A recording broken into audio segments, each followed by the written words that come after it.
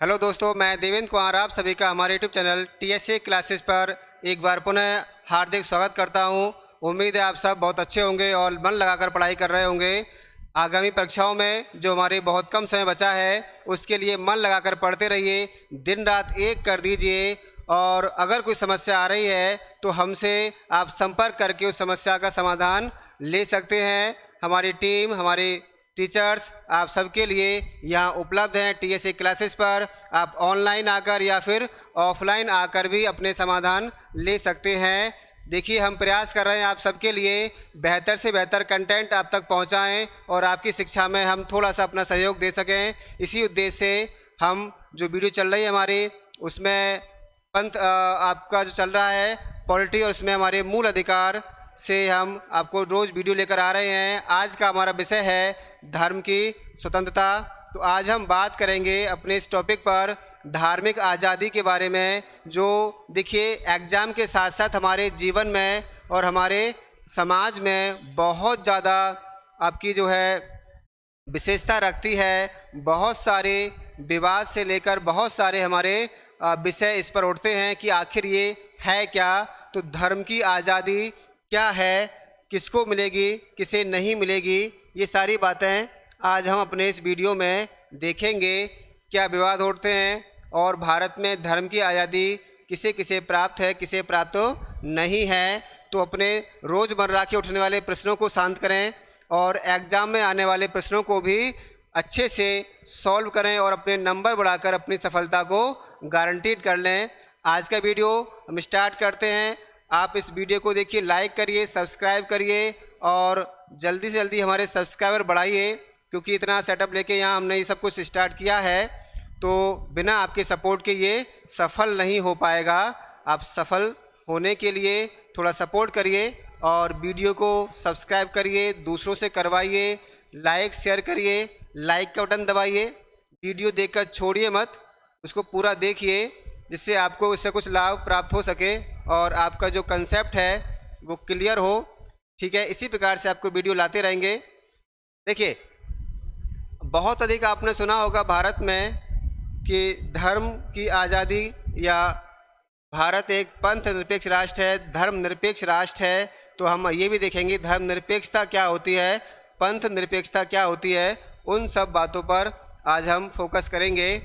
तो पहला तो यही है कि अगर डायरेक्ट क्वेश्चन आता है, बताओ संविधान में धर्म की आज़ादी, धर्म को मानने की आज़ादी, धर्म के बारे में आज़ादी की आर्टिकल्स कौन कौन से हैं, तो वो देखिए, धार्मिक स्वतंत्रता का अधिकार हमें दिया गया है अनुच्छेद 25 से लेकर और 28 तक। अनुच्छेद 25 से 28, ध्यान रखें, अनुच्छेद 25 से 28 तक क्या है, धर्म की स्वतंत्रता है, धर्म को मानने की आज़ादी का अधिकार हमें दिया गया है। और ये कौन से भाग में है, पार्ट 3 में है, जिसे हम बोलते हैं मूल अधिकार। अतः देखिए, धर्म को मानने का अधिकार कैसा अधिकार है, ये हमारा मूल अधिकार है। ध्यान रखें, धर्म को मानने की आज़ादी हमारा मूल अधिकार है। ठीक है, फंडामेंटल राइट है, जो हमारे भाग 3 में हमें गारंटेड किया गया है ये अधिकार।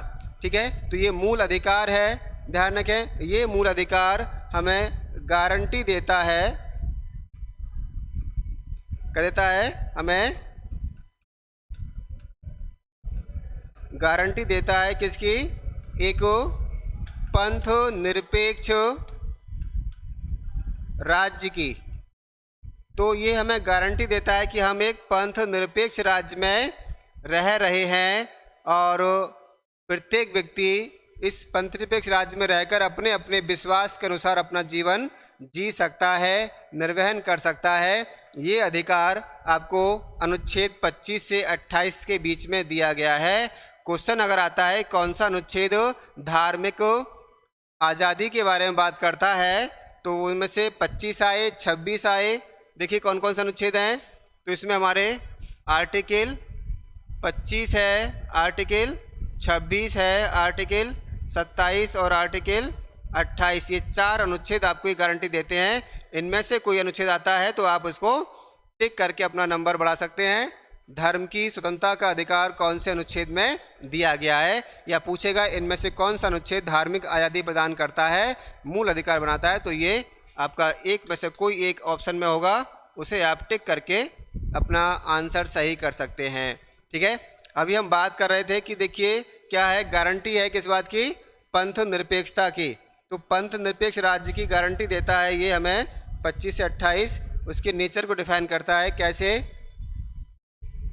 देखिए वर्ड है पंथ निरपेक्षता, तो पंथ निरपेक्षता जो शब्द है ये, इसके बारे में उठने वाले सारे क्वेश्चंस देखिए। एक तो पंथ निरपेक्षता जो अर्थ है इसका होता है किसी भी पंथ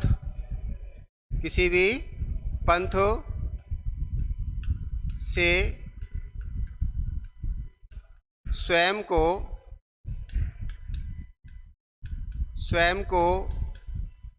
निरपेक्ष रखना, निरपेक्ष यानी कि तटस्थ रखना, तो खुद को तटस्थ रखना कहलाता है पंथ निरपेक्षता। शाब्दिक अर्थ है, ध्यान रखें इसका शाब्दिक अर्थ है, लेकिन भारत के परिप्रेक्ष्य में इसके अर्थ अलग हैं। पंथ निरपेक्षता का जो कंसेप्ट है वो मध्यकाल से आया है। कहाँ से आया है? मध्यकाल में आया था, यूरोप से आया। यूरोप में देखिए देखिए क्या है, दुनिया के देश जहाँ भी हैं वहाँ धर्म है। तो कितना भी हम देख रहे हैं प्रगति होती जा रही है, फिर भी धर्म जो है अपना जो अस्तित्व है उसको ना केवल बनाए हुए, और ये और अधिक संघर्षशील होते जा रहे हैं आपस में और आगे बढ़ते जा रहे हैं। तो मध्यकाल में धर्म और राज्य के बीच बहुत अधिक संघर्ष यूरोप में बढ़ गया। उस संघर्ष को कम करने के लिए वहाँ के बुद्धिजीवों ने एक टर्म गढ़ी जिसे कहते हैं पंथ निरपेक्षता। तो वो टर्म क्या है, किस लिए गढ़ी गई? वहाँ हो ये रहा था कि जो राजा राज सिंहासन में बैठता था और जिस मत का पोषक होता था वो अपनी प्रजा को उस मत को पालन करने के लिए विवश कर दिया करता था, जिससे खून खराबा, हिंसा और संघर्ष बढ़ गया था। तो इस स्थिति को देखते हुए एक वर्ड यहाँ पर एक शब्द गढ़ा गया पंथ निरपेक्षता, कि देखिए ऐसा करते हैं कि राज्य को काम करना चाहिए। राज्य का काम धर्म को पालन करने का काम नहीं है। राज्य का काम है कि वह अपने जो काम है, प्रशासन वाला जो काम है, लॉ एंड ऑर्डर वाला जो काम है, लोगों की ज़िंदगी को, जीवन को वो सुविधाएं देना जिससे वो अपना विकास कर सकें, अपने आप को, जीवन को जी सकें। वो काम करना राज्य का काम है, ना कि धर्म में ये कहना किसको क्या फॉलो करना है।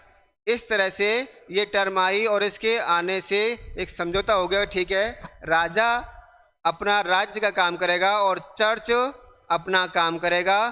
तो दोनों के बीच में संघर्ष पैदा हुआ था चर्च के और राज्य के बीच में, वो वहाँ पर इस टर्म ने ख़त्म करने का काम किया। ठीक है, अब देखिए तो इसका अर्थ यहाँ पर हम पॉलिटी में ये लेते हैं कि पॉलिटी में पंथ निरपेक्षता का अर्थ यह है कि राज्य, क्योंकि हम पॉलिटी क्या पढ़ रहे हैं, राज्य के बारे में पढ़ रहे हैं, राज्य का धर्म नहीं होगा। इसका राज्य का धर्म नहीं होगा। तो देखिए भारत की जो पंथ निरपेक्षता है वो क्या है, ये क्वेश्चन बहुत बार आया एग्जाम में कि भारत में पंथ निरपेक्षता का अर्थ क्या है। तो भारत की जो पंथ निरपेक्षता है वो नंबर एक तो ये है कि नंबर एक है राज्य का कोई राजकीय धर्म नहीं होगा, राजकीय धर्म नहीं होगा। तो देखिए भारत का जो संविधान लिखा जा रहा था, भारत का संविधान बन रहा था, तो भारतीय संविधान निर्माताओं ने स्पष्ट रूप से ये उन्होंने डिसाइड किया था कि भारत का नेचर कैसा होगा। अब देखिए बहुत बड़ी बात है, उस समाज में जो बहुत प्राचीन हजारों सालों से क्या रहा है, धार्मिक रहा है, और ऐसा देश जिसने चार प्रमुख धर्मों को जन्म दिया है, हिंदू, बौद्ध, जैन और सिख धर्म भारत में ही पनपे हैं, विकसित हुए हैं और आज भी अपना अस्तित्व बनाए हुए हैं। तो उस देश में, और जहाँ इस्लाम, ईसाई और यहूदी, पारसी धर्मों ने आके भी शरण ली हो, उस देश में जहाँ अधिकांश जो आपका लगभग 100% लोग कैसे हैं, धर्म को मानने वाले हैं, उस देश में पंथ निरपेक्षता को चुना। ये उनका दूरदर्शी दृष्टिकोण हमें दिखाता है। उस अर्थ में देखिए तो ये कहा गया राज्य का कोई राजकीय धर्म नहीं होगा। चूँकि पाकिस्तान का निर्माण हमारे धर्म के आधार पे हुआ था, तो भारत भी चुन सकता था अपना राष्ट्रीय धर्म, लेकिन भारतीय संविधान निर्माताओं में अधिकांश लोग जो थे हमारे पंडित नेहरू और बाकी और जो उनके साथी थे, वो एक सेकुलर और समाजवादी सोच वाले व्यक्ति थे। उन्होंने ये नहीं चुना। तो राज्य का कोई धर्म नहीं होगा। ध्यान रखें, राजकीय धर्म का मतलब क्या है, जैसे हम बोलते हैं राष्ट्रीय धर्म क्या कहते हैं। जैसे पाकिस्तान का राष्ट्रीय धर्म, राजकीय धर्म क्या है, इस्लाम है। अफगानिस्तान का सुन्नी इस्लाम है। मालदीव का सुन्नी इस्लाम है। श्रीलंका का बौद्धिज्म है, बौद्ध धर्म है। ठीक है। बांग्लादेश में भी सेकुलर स्टेट है, लेकिन वहाँ दो पार्टियां हैं। जो आपकी दूसरी पार्टी जब आती है खालिदा जिया की, तो कंजर्वेटिव हो जाते हैं वो और रूढ़िवादी हो जाते हैं, धार्मिक हो जाते हैं। म्यांमार देखने को आपका सेकुलर है, लेकिन व्यवहार में वो बौद्धिस्ट राष्ट्र को अपना आगे बढ़ाते हैं, इस तरह से। तो भारत में राज्य का कोई राजकीय धर्म नहीं होगा। लेकिन देखिए दूसरी बात और है इसमें शामिल, इसमें, और वो है कि दूसरी बात शामिल ये है कि राज्य सभी धर्मों को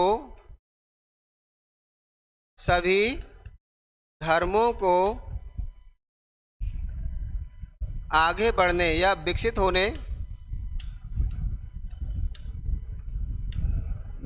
होने आगे बढ़ने का अवसर प्रदान करेगा।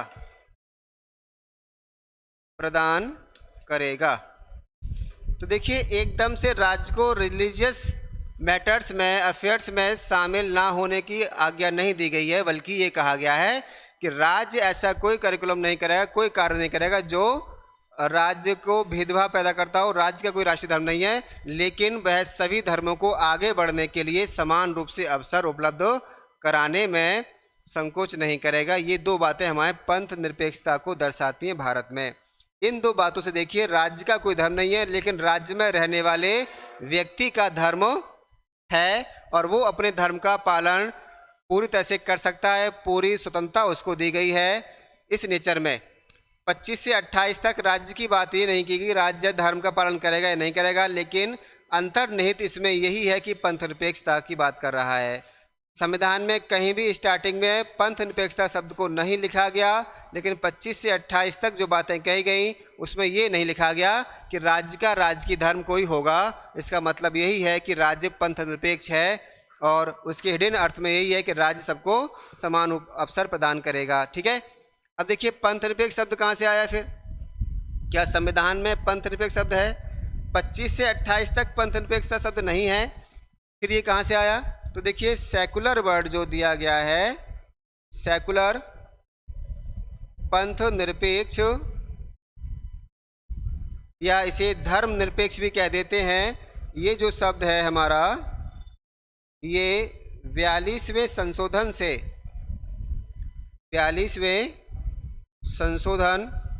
1976 द्वारा संविधान की प्रस्तावना में जोड़ा गया। ठीक है, जोड़ा गया। तो ये वर्ड भी बाद में आया था, स्टार्टिंग में नहीं था, हमारे संविधान की प्रस्तावना में आया, बाद में आया। तो ये बातें हैं पंथ निरपेक्षता की। तो कोई भी व्यक्ति भारत में अपने धर्म को फॉलो करते हुए भी पंथ निरपेक्ष हो सकता है।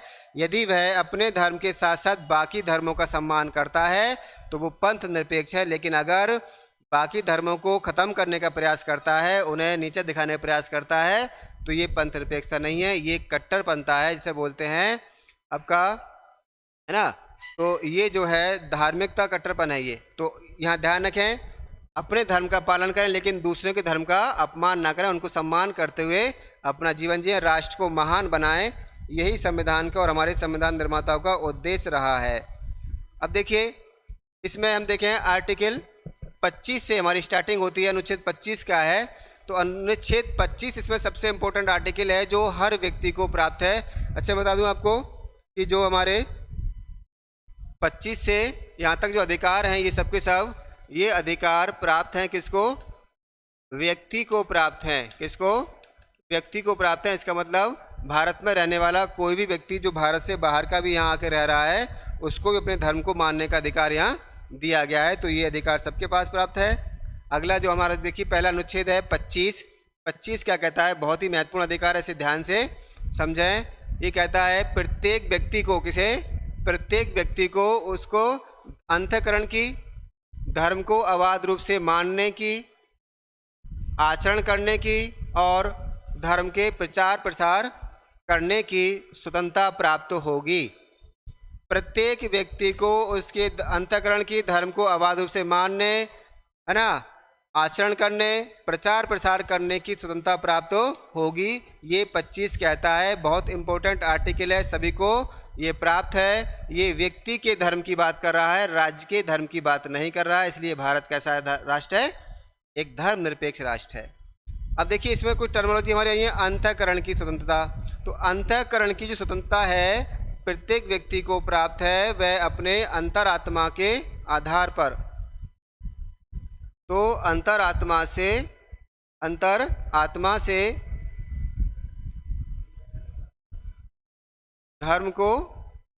धर्म का अनुसरण कर सकता है। अपनी अंतरात्मा के आधार पर धर्म का अनुसरण कर सकता है, धर्म का अनुसरण कर सकता है। वह स्वतंत्र है अपने ढंग से, किसी भी तरीके से, किसी भी रीति रिवाज से, ढंग से वह अपने ईश्वर को, अपने इष्ट को अर्चन पूजन उसका जो है व्यवहार कर सकता है। ये अधिकार दिया गया है अंतःकरण की स्वतंत्रता। ठीक है। दूसरा इसमें अधिकार दिया गया है अबाध रूप से मानना।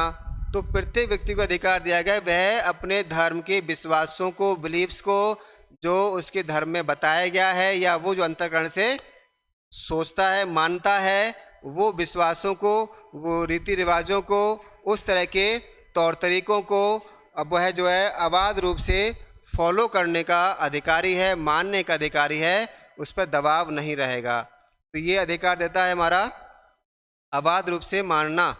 और देखिए आचरण करना, तो धर्म के अनुसार अपने धर्म या अपने विश्वास के अनुसार आचरण कर सकता है, अपनी पूजा पद्धति अनुसरण करना। तो अपने उस तरीके से पूजा पद्धति, उपासना पद्धति जैसा वो चाहे वैसा अपना सकता है। ये अधिकार देता है हमारा यहाँ पर। और एक इसमें दिया गया है प्रचार करने की स्वतंत्रता। जब आप किसी विश्वास को करते हैं तो उसे दूसरों तक पहुँचाने का अधिकार भी 25 देता है।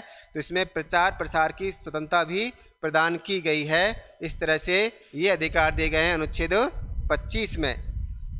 ठीक। अब देखिए अनुच्छेद 25 में हम बात कर रहे हैं कि क्या दिया गया है, ये अधिकार दिए गए हैं। इन अधिकारों पर, ये जो अधिकार है हमारे, प्रचार करने की जो स्वतंत्रता दी गई है ये अत्यंतिक नहीं है। ये इस पर आपका देखिए प्रतिबंधों से रहित नहीं है। सुप्रीम कोर्ट के अनुसार प्रचार करने के अधिकार में, प्रचार करने के अधिकार में, प्रचार करने के अधिकार में, अधिकार में धर्मांतरण कराने का अधिकार शामिल नहीं है। धर्मांतरण का अधिकार शामिल नहीं है। ठीक है। तो अब देखिए प्रचार का अधिकार दिया गया है, प्रसार भी वर्ड इसमें, लेकिन सुप्रीम कोर्ट ने व्याख्या दी है कि आपको प्रचार प्रसार के अधिकार में किसी व्यक्ति का धर्मांतरण कराने का अधिकार शामिल नहीं हो जाता है। व्यक्ति धर्मांतरण कर रहा है तो वो अपनी अंतर आत्मा, अंतःकरण के आधार पर कर सकता है, किसी के द्वारा। अच्छा, अब जो धर्मांतरण है कब अवैध हो जाएगा, किस कंडीशन में ये अवैध हो जाएगा? तो धर्मांतरण अवैध हो जाएगा अगर ये दबाव डाल के कराया गया है, अगर ये लालच देकर कराया गया है, अगर ये जो है दबाव डाल के लालच देकर या प्रभाव में लेकर कराया गया है, तो इस अवस्था में ये धर्मांतरण को क्या कर दिया जाएगा? निरस्त कर दिया जाएगा, अवैध माना जाएगा। इस तरह की बहुत सारी समस्या हम आज पास देखते हैं। बहुत ज़्यादा गोरख धंधा कैसे बोलते हैं बढ़ चल पड़ा है। तो बहुत सारी आपका जो है एक धंधा चल रहा है पूरे देश और दुनिया में कि दूसरों को पकड़ो और उन्हें अपने प्रभाव में लेके कन्वर्ट कराओ। उनके कई बार गरीबी को देखकर, तो कई बार आपके सामाजिक व्यवस्था को देखकर ये सब किया जा रहा है। चलिए, तो ये अधिकार है। एक बात और है, धर्म को मानने का अधिकार क्या है? धर्म को अबाध रूप से मानने का अधिकार है। माननीय सुप्रीम कोर्ट के अनुसार, सुप्रीम कोर्ट के अनुसार एक अधिकार इसमें ये शामिल है, कर दिया उन्होंने, कि धर्म को ना मानने का अधिकार भी शामिल है इसमें। अधिकार शामिल है। तो सुप्रीम कोर्ट के अनुसार व्यक्ति धर्म को मान सकता है, तो ना मानने का अधिकार भी शामिल है। दुनिया में ऐसी बहुत सारे लोग हैं जो धर्म को किसी को नहीं मानते हैं, वो नास्तिक की श्रेणी में आते हैं। क्या हैं? धर्म को नहीं मानते। ऐसे बहुत सारे लोग दुनिया में हैं। ठीक है, तो ये हमारा 25 रहा। और 25 में देखिए, 25 में शामिल और अधिकार कौन कौन से हैं? कुछ और अधिकार इसमें हमारे शामिल किए गए हैं। वो अधिकार हैं, देखिए, नंबर 1 कृपाण। कृपाण जानते हैं? कटार तलवार जो लेके आप देखा होगा कुछ लोग चलते हैं। तो कृपाण धारण करना, कृपाण धारण करना, पहनना, कृपाण पहनना सिखों का, किसका है? सिखों का धार्मिक अंग है। कृपाण धारण करना सिखों का एक धार्मिक अंग है। ये बात ध्यान रखें। इस पर बहुत बार सुप्रीम कोर्ट में चर्चा हो चुकी है कि साहब आपने सिखों को कृपाण धारण करने का अधिकार दिया और हमें ये अधिकार देने से मना कर रहे हैं। तो ये स्टार्टिंग से ये संविधान निर्माताओं से साथ ही ये है। तो सिखों को ये अधिकार दिया गया है। सिखों के पास देखिए 5 का उनका धार्मिक पहचान कहलाती है। तो इनकी धार्मिक पहचान कहलाती है 5 का, ये संरक्षित हैं, जिसमें एक कृपाण भी आता है। तो केस, कंगा, कृपाण, कच्छा, केस, कंगा, कृपाण, कच्छा और आपका है ना 5 का हमारे कहलाते हैं सिखों के। ठीक है, अब देखिए अगला जो वर्ड है हमारा वो है हिंदू शब्द। हिंदू शब्द में कौन से हमारे और धर्म शामिल किए गए हैं? तो जहाँ जहाँ 25 से 28 तक हिंदू शब्द आएगा उसका अर्थ होगा हिंदुओं से होगा, सिखों से होगा, बौद्ध से होगा और जैन से होगा। ये चारों के चारों धर्म किस में आएंगे? हिंदू शब्द में ही शामिल किए जाएंगे। 25 से 28 तक जहाँ जहाँ कानून बनेंगे हिंदुओं के लिए वो सारे कानून इन पर लागू होंगे। ये यहाँ कहलाएगा। बाकी सबके लिए अलग धर्म का यूज किया जाएगा। ये है हमारा अनुच्छेद 25। ठीक है, अब देखिए धर्म के अधिकार पर कुछ प्रतिबंध लागू किए गए हैं। हर व्यक्ति को अबाध रूप से धर्म मानने का अधिकार नहीं है, या यूँ कहें संसद इन धर्म के मानने के अधिकार पर उचित प्रतिबंध लगा सकती है। ठीक है, एकदम अबाध नहीं है। ऐसा कोई नहीं कह सकता कि साहब संसद हमारे धार्मिक कार्यों में हस्तक्षेप कर रही है, उसे नहीं करना चाहिए। ऐसा बिल्कुल नहीं है। संविधान ये अनुमति देता है कि अगर कोई रीति रिवाज परिपाटी धर्म का ऐसा हो जाए जो लोक व्यवस्था में बाधा बन रही हो, लोक स्वास्थ्य में बाधा बन रही हो और सदाचार में बाधा बन रही हो, तो उस पर यह है प्रतिबंध लागू हो सकता है। ऐसे बहुत सारे कानून हमारी संसद ने बनाए हैं। जैसे हिंदू विवाह अधिनियम जो है वो बनाया गया था, उसमें आपके लोक व्यवस्था, सदाचार और लोक स्वास्थ्य के आधार पर ये नियम बनाए जाते हैं। ऐसे ही सुप्रीम कोर्ट ने 3 तलाक, इंस्टेंट ट्रिपल तलाक को गैर कानूनी सिद्ध कर दिया। ऐसे बहुत सारे निर्णय सुप्रीम कोर्ट देता है परिपाटियों लेकर, रीति रिवाजों को लेकर। आपके चाहे वो दही हांडी वाला हो, चाहे दीपावली पर का हो, चाहे और बहुत सारे धार्मिक रीति रिवाजों को देखकर है। वो क्या है, लोक स्वास्थ्य को देखते हुए कि पहली प्राथमिकता व्यक्ति का जीवन है, वो देखता है। ऐसे एक नया करंट मुद्दा चल रहा है आपका जो है कर्नाटक से स्टार्ट हुआ था, और वो है हिजाब विवाद। वो भी अनुच्छेद 25 के अधीन सुनवाई हो रही है। वादी कह रहे हैं कि वो धर्म का अंग है। सुप्रीम कोर्ट अपनी उसमें व्याख्या कर रहा है। अभी निर्णय आएगा तो मालूम पड़ेगा कि क्या इसमें आता है। 25 हो गया। आगे देखिए आर्टिकल 26 है। बाकी अनुच्छेद छोटे छोटे हैं, बस अनुच्छेदों का नाम आपको याद होना चाहिए। 25 हमने पढ़ लिया सही से। धार्मिक कार्यों में प्रबंधन की स्वतंत्रता। तो देखिए जब धर्म है तो धार्मिक कार्य भी होंगे, धर्म के कार्य होंगे, और धर्म के कार्य कौन करेगा, ये अधिकार अनुच्छेद 26 में दिया गया है संस्थाओं को। किसे दिया गया है? तो धार्मिक प्रबंधन का कार्य संस्थाओं द्वारा किया जाएगा। व्यक्ति, समूह, संस्था का गठन करेंगे और वो संस्था उन धार्मिक कार्यों का प्रबंधन करेगी। ऐसी संस्थाओं को अधिकार दिया गया है जंगम और स्थावर संपत्ति के अर्जन का, किसका? अर्जन और रखरखाव। ध्यान रखें, ऐसी संस्थाएं संपत्ति का अर्जन कर सकती हैं और रखरखाव, मेंटेनेंस करने का अधिकार उनको दिया गया है।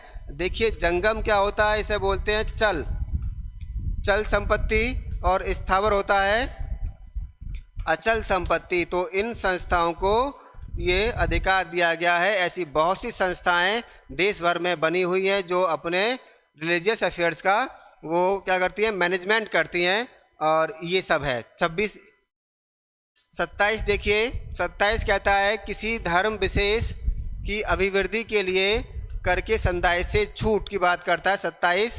तो ये कहता है किसी व्यक्ति को ऐसा कर या ऐसा कोई टैक्स, ऐसा कोई संदाय देने के लिए विवश नहीं किया जाएगा जिसका उपयोग किसी विशेष धर्म की अभिवृद्धि के लिए हो रहा है।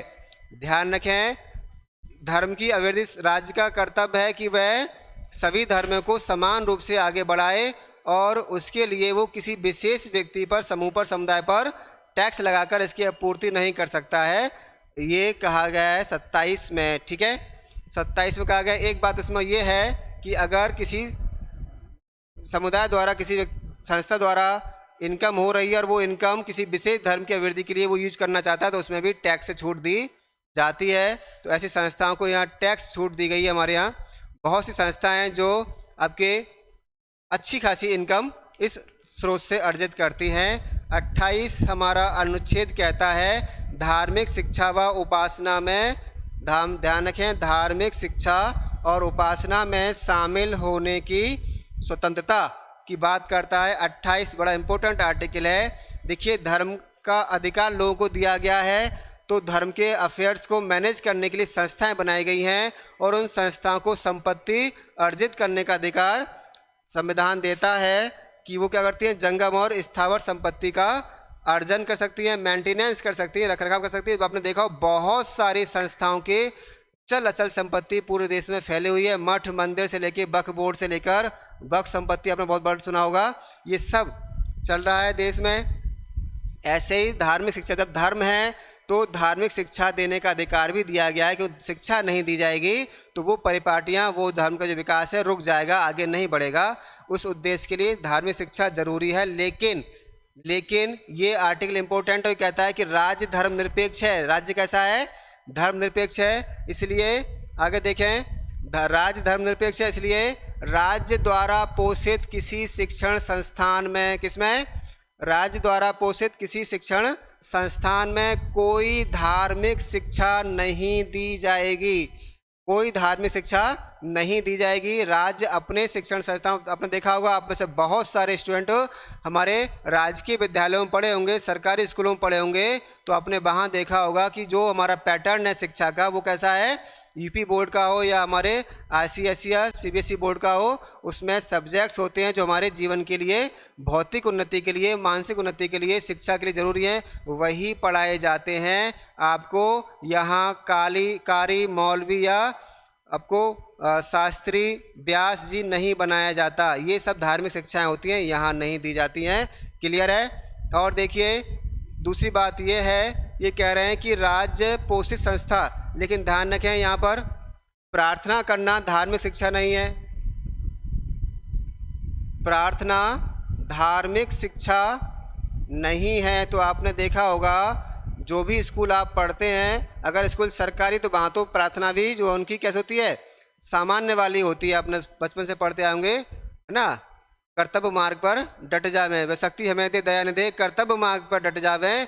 ऐसी तरह से हमारी कॉमन होती है। लेकिन पीछे हमने देखा झारखंड छत्तीसगढ़ में कुछ ऐसी खबरें भी आई जहाँ पर कुछ स्कूलों में अगर किसी विशेष छात्र की संख्या बढ़ जाती है तो वो उन्होंने विवश किया अपने अनुसार प्रार्थना करने के लिए भी। ऐसा कभी कभी कहीं के देखने को मिलता है, लेकिन ये अच्छी बात नहीं है। संविधान के अनुसार हमें आगे चलना चाहिए।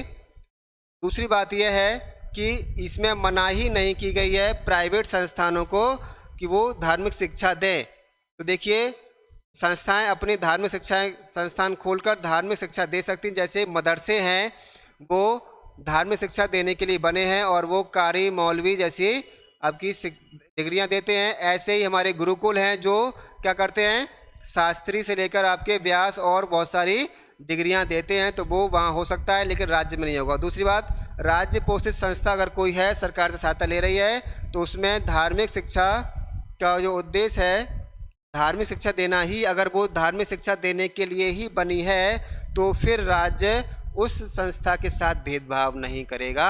अर्थात अगर कोई संस्था सरकारी हो गई है, एडेड हो गई है और सरकार से वित्त प्राप्त कर रही है, ऐसे बहुत से मदरसे हैं, बहुत से हमारे ऐसे स्कूल कॉलेज हैं जो शिक्षण संस्थान हैं, धार्मिक शिक्षा दे रहे हैं, तो वहाँ सरकार उनको भी वजीफ़ा देने में, उनकी टीचर्स की सैलरी देने में या उनको विकास करने में किसी तरह का कोई भेदभाव नहीं करती है। अंत में देखिए, ऐसी संस्थाएं में अगर जो राज्य वित्त से पोषित हैं, कैसी वाली हैं, राज्य वित्त से पोषित हैं, उन संस्थाओं में बच्चों को अगर धार्मिक शिक्षा दी जा रही है या ऐसी उपासना में शामिल किया जा रहा है, तो उनके माता पिता से, उनके गार्जियन से सहमति लेना कंपलसरी है। ये हमारा अनुच्छेद कहता है 27।